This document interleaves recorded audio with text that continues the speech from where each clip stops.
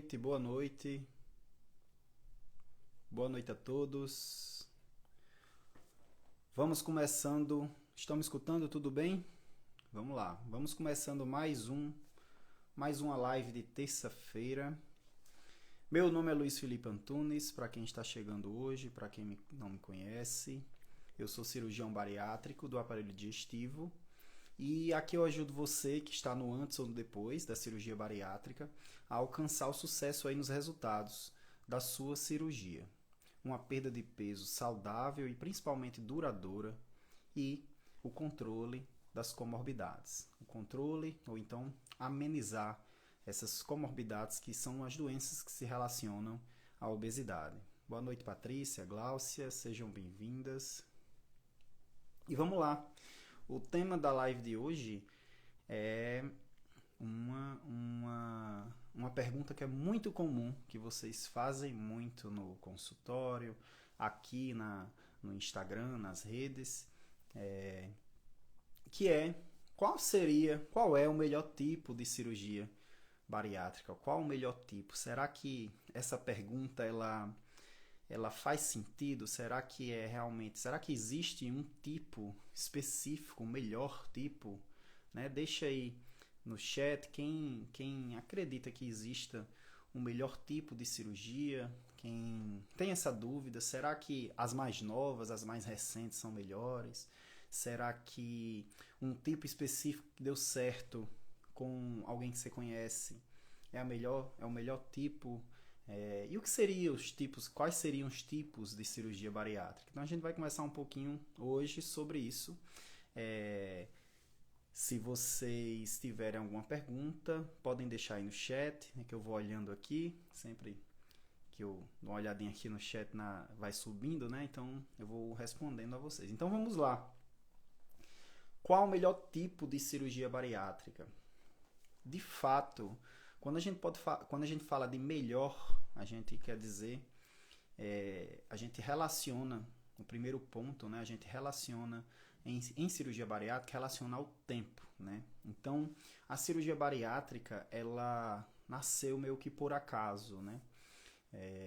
Algumas técnicas cirúrgicas realizadas para outros fins, por exemplo, para o tratamento de câncer no estômago, ou então mesmo cirurgias em trauma, né? A pessoa, sei lá, levava um tiro no abdômen e tinha ali a lesão no estômago ou lesões intestinais. Então se percebeu que algumas cirurgias que eram feitas ali, elas promoviam perda de peso, né? Então o início foi meio assim, foi meio que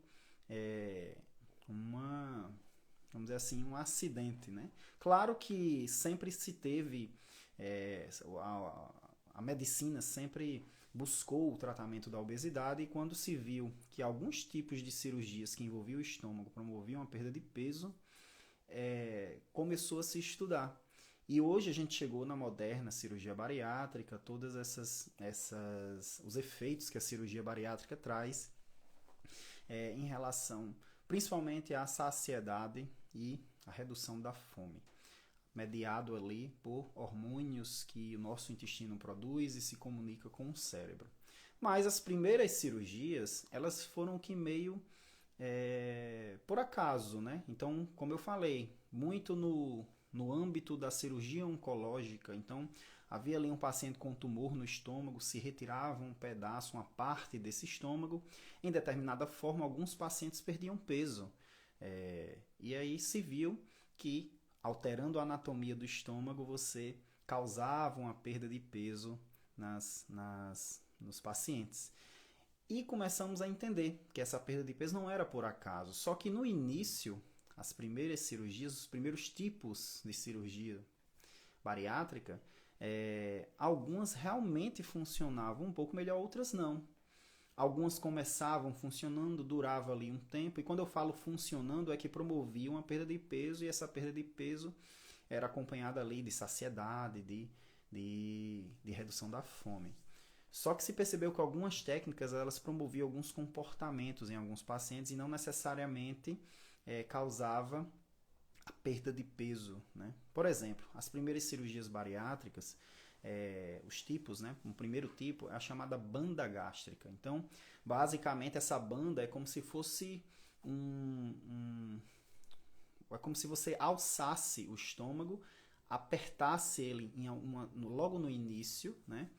E aí promovia ali uma dificuldade daquele alimento descer. Então o paciente ele não conseguia comer muito, tá? Mas ali basicamente não se retirava nenhum segmento do estômago. Então o paciente ele tinha uma dificuldade de se alimentar, comia menos, né? Causava mesmo entalos muitas vezes. E aí acabava perdendo peso. Só que como não havia uma relação muito hormonal ali, um estímulo à saciedade, uma redução da fome, esse tipo de técnica ele não perdurou. É uma técnica que, inclusive, ainda é autorizada a gente realizar, mas que ninguém faz praticamente porque é uma técnica que não mexe metabolicamente, ela não mexe com nossos hormônios, não aumenta a saciedade, não diminui a fome. Então, ela causava mais problemas depois, né? O paciente ficava entalado, mas ainda sentia fome. E aí, alguns pacientes burlavam, né? Ele não conseguia comer algo sólido, mas ele burlava ali comendo algo com muitas calorias, porém líquido. Então o paciente ele às vezes comia coisas muito doces, ricas em calorias, líquidas. Então era o leite condensado aqui no Brasil, né? Sorvete, essas coisas, e acabava que não emagrecia, tá? Então é um exemplo de uma técnica que de fato ela é pior, né? Então a gente vê que comparado às técnicas atuais, ela é pior do que as técnicas atuais que tem essa ação hormonal, né? Essa ação mais relacionada à saciedade e fome, comunicação desses estímulos que são dos nossos hormônios produzidos pelo sistema, pelo trato digestivo, que o nosso trato digestivo é um grande órgão endócrino, né? Ele produz hormônios, então que se comunicam com o cérebro e sinalizam ao cérebro as nossas vontades, né? Então você tem fome, você está saciado. Isso é uma comunicação que é mediado por esses hormônios.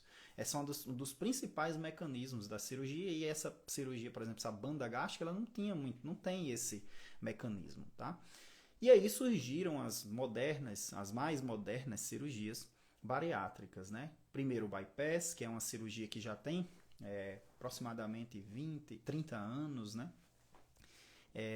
E o sleeve depois. Então, o bypass ele sofreu várias modificações ao longo do tempo. Então, os primeiros bypass eles não eram tão metabólicos quanto hoje. Hoje a gente faz algumas alterações na cirurgia, né? Por exemplo, aumentando o comprimento da alça bilio-pancreato, que é um termo mais técnico, mas a gente muda o comprimento da alça intestinal que a gente envolve ali na cirurgia. Isso promove uma resposta de mais saciedade, de menos fome. Então, com essa evolução da técnica, de fato, as técnicas atuais elas são melhores quando pensamos no que queremos conseguir, que é emagrecimento, a manutenção desse emagrecimento e o controle das doenças relacionadas à obesidade. Então, de fato, essas cirurgias mais antigas são cirurgias que realmente elas são piores do ponto de vista de desfechos, de resultados aonde queremos chegar, tá? Então, quando falamos em relação ao tempo, isso aí é bem claro, de fato. Mas, quando pegamos conceitos mais amplos, por exemplo, o bypass é melhor que o sleeve, então se torna um conceito muito relativo, porque vai depender do perfil do paciente operado. Então, muitas vezes os pacientes chegam no consultório, perguntam aqui, falando: doutor, o bypass funcionou para uma amiga minha, um amigo meu, muito bom. Se eu fosse operar, eu quero bypass. Ou então a gente já, no consultório, preparando o paciente para a cirurgia, é comum o paciente dizer, logo na primeira consulta, na maioria das vezes é na primeira consulta que a gente não teve a oportunidade de conversar, de trocar essas informações, porque a minha primeira consulta sempre é uma consulta muito longa, né? Mais longa que o normal, porque eu aproveito essa primeira consulta para expor o que é de fato o tratamento bariátrico, como ele vai funcionar, para o paciente ele entender e saber onde ele está pisando, né? Saber como vai funcionar, como é essa ferramenta que vai viver, vamos dizer assim, ele vai viver com essa ferramenta para o resto da vida. Então, é muito importante essa informação, essa educação. E, de fato, muda o jogo, porque muitas vezes os pacientes já chegam com uma técnica, um tipo de cirurgia na cabeça, principalmente quando eles vêm porque conhecem alguém que operou. Então, é muito comum. Ah, doutor, eu quero fazer o bypass porque o meu marido fez e ele está muito bem. Ou então, eu quero fazer o sleeve porque, olha, eu conheço fulana que fez o bypass, ela reganhou tudo de novo e teve isso e teve aquilo. Então, eles já vêm com uma indicação na cabeça, uma técnica preferencial na cabeça. E não é bem assim, tá? Cada tipo de cirurgia, hoje, basicamente, eu sempre falo aqui, realizamos como técnicas primárias o bypass e o sleeve. Existem outras técnicas, claro, inclusive como técnicas primárias. O que é uma técnica primária? É uma técnica que a gente faz pela primeira vez, a técnica é realizada pela primeira vez no paciente, tá? Então, o paciente que nunca foi operado, ele vai ser submetido à cirurgia bariátrica por uma técnica primária, porque é a primeira que ele vai fazer. Então, na maioria das vezes, a técnica primária é o sleeve ou o bypass. Mas existem outras técnicas, e aí, qual é a melhor? É um conceito muito relativo. O bypass pode ser melhor para um perfil de paciente, enquanto que o sleeve pode ser melhor, ou melhor, mais indicado para o outro perfil. A maioria dos pacientes vai se beneficiar de qualquer uma das técnicas, a maioria deles. Tá? Então, isso é muito da gente ver o perfil, a individualidade do paciente. E o que seria essa individualidade? O grau de obesidade, se há alguma doença relacionada, se esse paciente tem uma doença metabólica mais grave, né? No caso, um diabetes com uso de várias medicações, um diabetes que não responde às medicações, um diabetes que é mais de difícil controle, hipertensão, se é um paciente que tem dislipidemia ou não, se é um paciente que tem um risco cirúrgico muito aumentado, ele tem uma cardiopatia mais grave, se é idoso, se é um paciente mais jovem, se tem histórico de câncer na família, câncer do trato digestivo, se é um paciente que tem doença inflamatória intestinal, enfim, são várias, o perfil de cada paciente vai nos indicar qual é a melhor técnica, e essa melhor técnica eu falei aqui, assim, e a técnica específica eu já falei aqui em vários vídeos, né? No meu feed falei sobre o sleeve.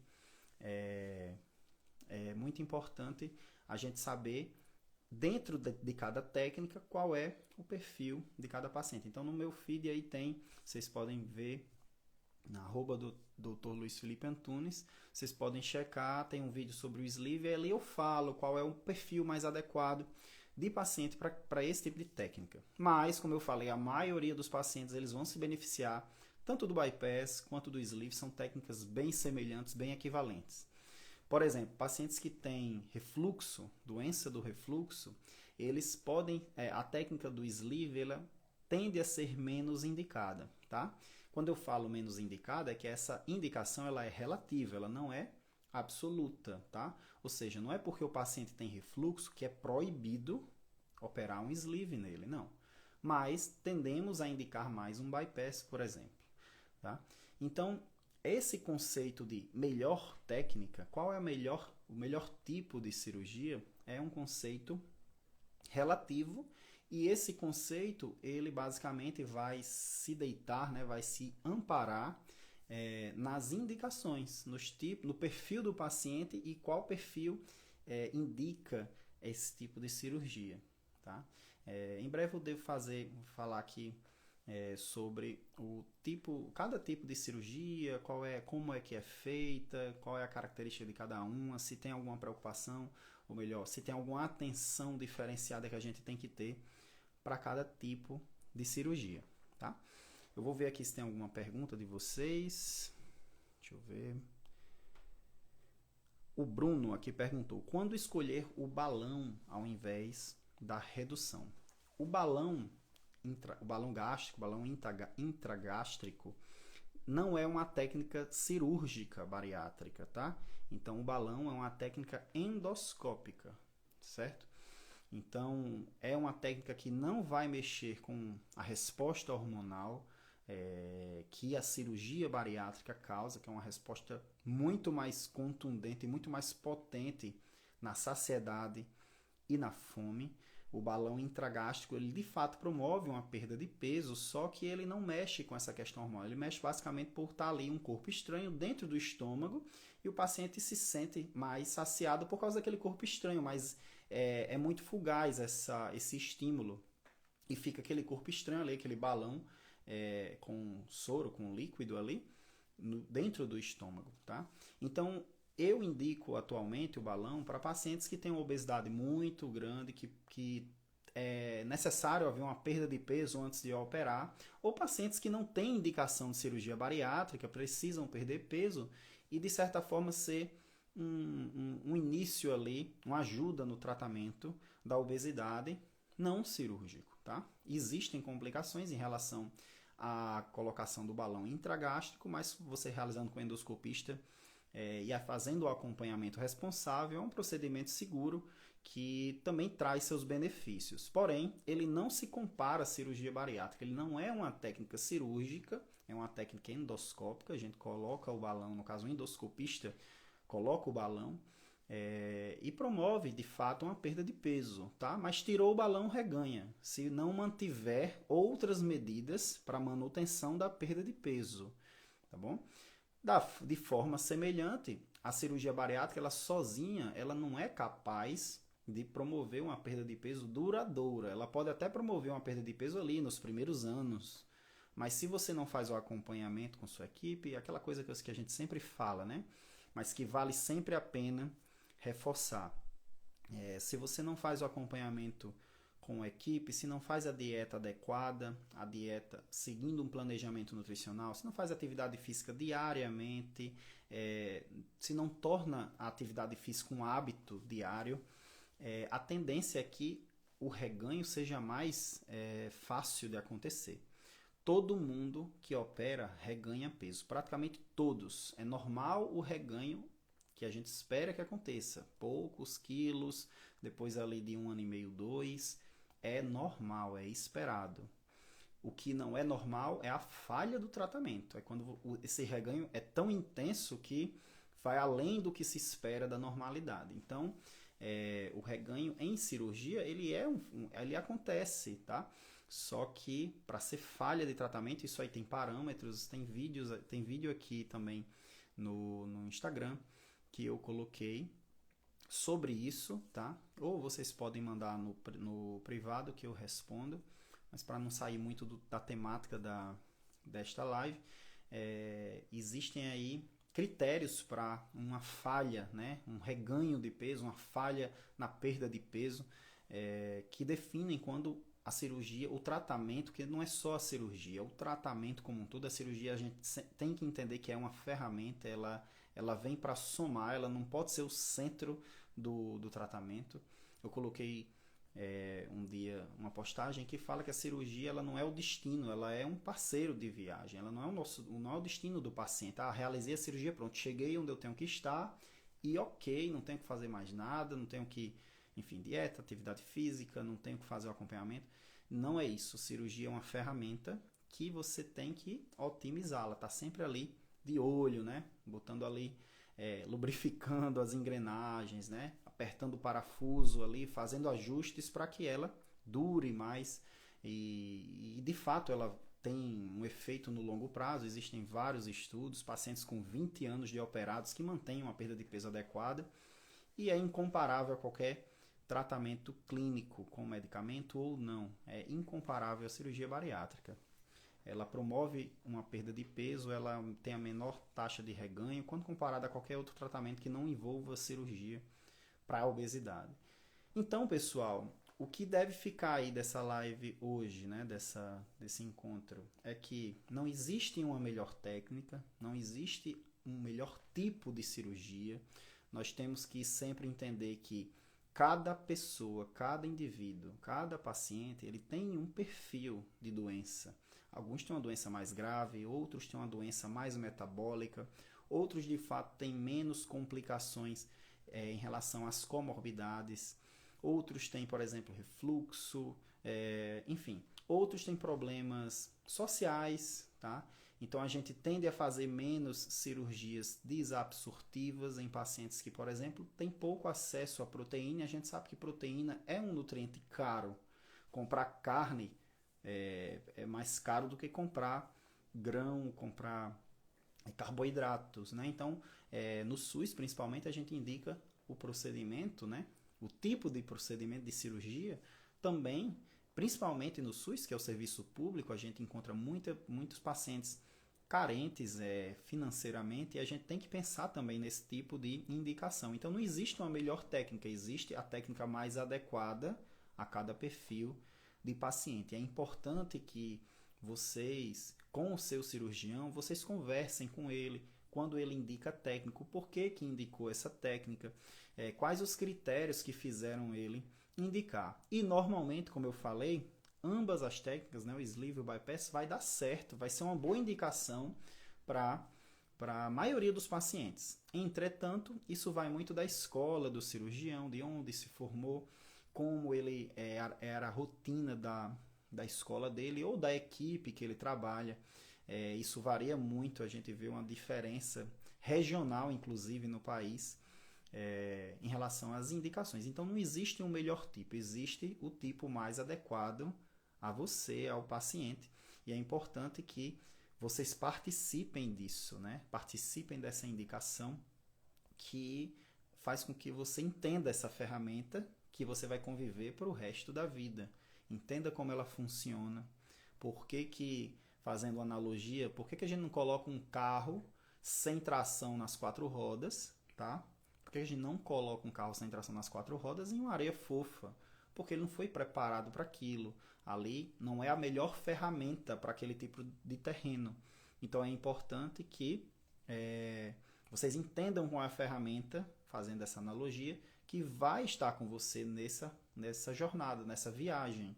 Então a gente vai ali sempre ajustando, que aí vocês vão ter um resultado otimizado, um resultado de um emagrecimento duradouro, que é o que é um dos grandes calos do tratamento em obesidade, é emagrecer e manter essa perda de peso, de massa gorda.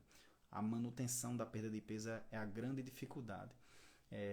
Principalmente porque é muito comum o efeito sanfona, né? O paciente perde, ou seja, perder não é tão difícil, mas manter essa perda que é difícil. E a gente só consegue manter a perda, só conseguimos manter a perda se estivermos sempre de olho na nossa ferramenta, nas ferramentas que a gente utiliza para a manutenção da perda de peso.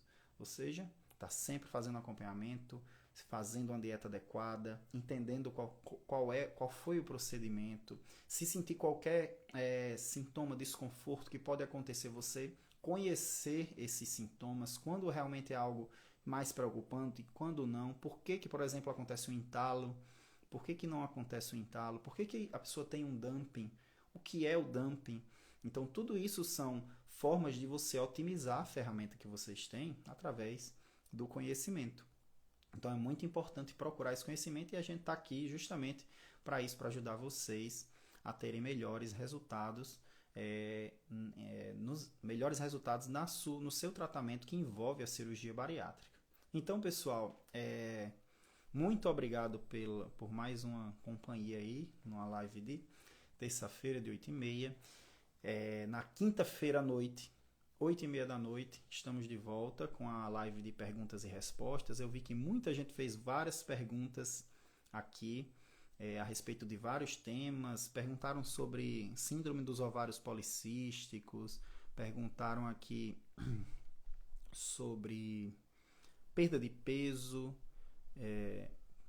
refluxo. Então, isso são perguntas que eu deixo para que vocês, para responder vocês nas lives da quinta-feira, que é 8h30 da noite, toda quinta-feira, 8h30 da noite, que é a live de perguntas e respostas. Vê aí que a Alice e Bruno perguntaram sobre dumping, né? Já existe esse vídeo aqui, tá, pessoal? Já existe esse vídeo aqui no perfil, só rolar no feed lá para trás, que tem um vídeo bem legal que eu fiz sobre dumping. Mas é uma pergunta que vocês podem fazer na live de quinta-feira, que a gente responde de novo aqui, que a dúvida de vocês com certeza é a dúvida de outras pessoas também. Olha, Dani, de novo, o dumping é uma dúvida muito comum e um bom bariátrico ele precisa entender o que é um dumping, precisa saber como resolver o dumping porque está na mão dele a resolução do dumping. Dá uma olhadinha aí no vídeo que eu fiz, pessoal. Tá lá no Instagram, no feed do Instagram, tem no YouTube também, Dr. Luiz Felipe Antunes, e vocês podem, tem umas dicas lá que eu deixei para vocês, tá joia? Então, muito obrigado pela companhia hoje. Boa noite a todos e nos vemos na live de quinta. Eu já vou deixar aberta uma caixinha de perguntas para as dúvidas para a live de quinta e as caixinhas que estão abertas já, normalmente, eu já seleciono algumas perguntas. Quando eu não respondo nos stories, eu seleciono algumas perguntas já para ir para levar na live. Então, participem, espero vocês quinta-feira, 8h30 da noite. Muito obrigado, boa noite e até lá. Até mais.